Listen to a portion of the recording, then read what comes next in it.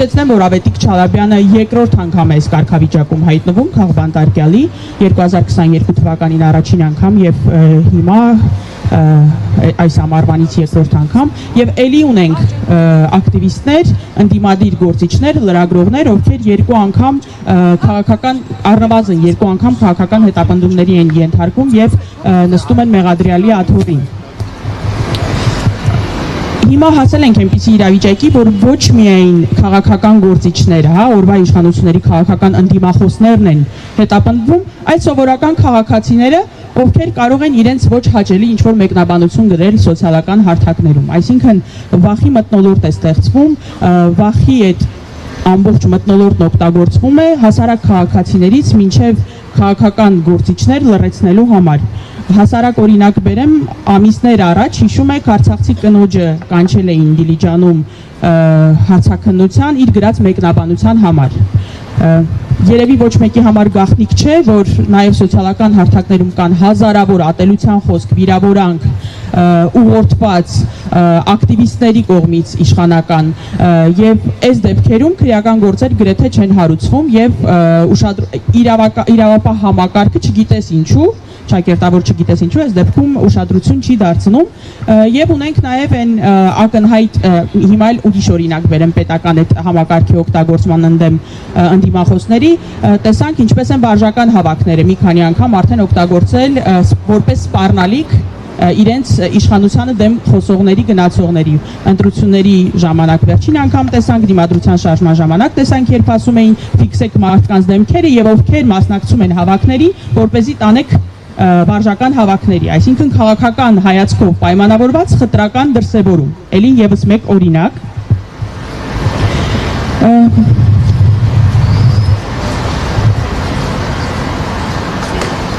Այստեղ պետք է նաեւ առանձին անդրադառնանք կալանքի կիրառությանը։ Տեսնում ենք, որ կալանքը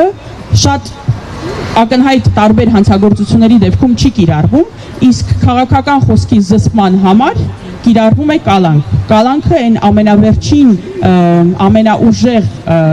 սահմանափակումն է, որը պետք է կիրառվի շատ, չգիտեմ, վտանգավոր հանցագործների դեպքում, այն դեպքերում, որ մարդու կալանքին չգտնվելը կարող է խոչընդոտել այդ գործընթացին։ Սակայն տեսնում ենք, որ սա հենց կիրառվում է որպես քաղաքական պատիժ, կալանքը։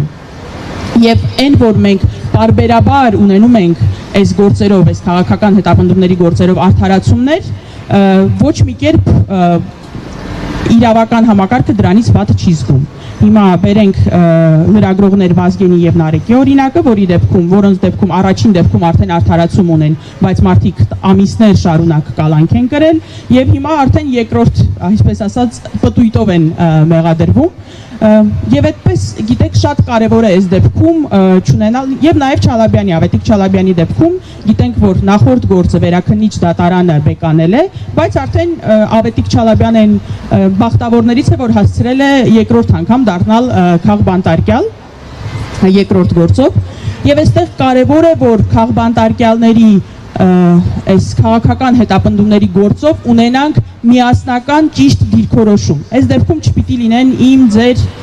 մեկ այլ մարդու քաղբանտարկյալ։ Մեր երկրի քաղբանտարկյալները յուրաքանչյուրիս քաղբանտարկյալն է, յուրաքանչյուրիս մտերիմն է, որովհետև այն ինչ կատարվում է մեր երկրում, սպառնում է յուրաքանչյուրին առանց բացառության։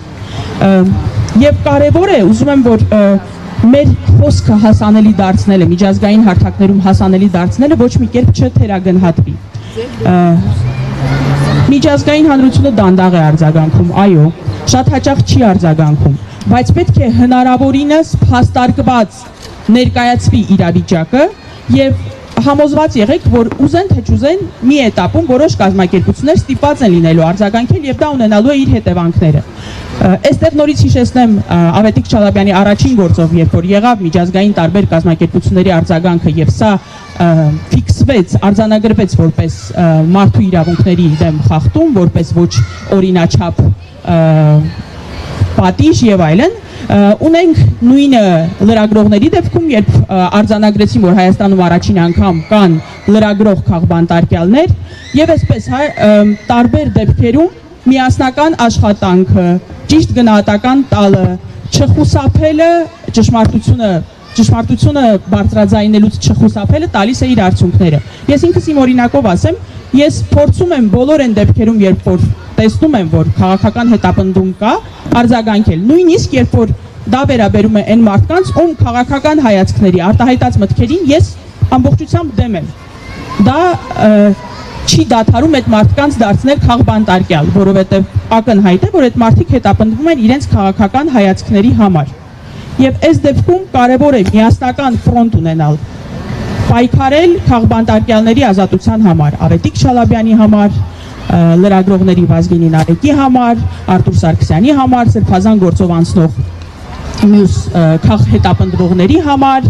Արա Նախշքարյանի համար, Արմեն Աշոտյանի համար, ներողություն եմ խնդրում, եթե ինչ-որ մեկին մոռացել եմ, ցավոք սրտի, այնպիսի վիճակում ենք հայտնվել, այնքան շատ ունենք քաղբանտարկյալներ, որ ստիպված չենք կարողանում հիշել բոլորի անունները եւ յուրաքանչյուրիս աշխատանքի արդյունքում այս մարդիկ կարող են օր առաջ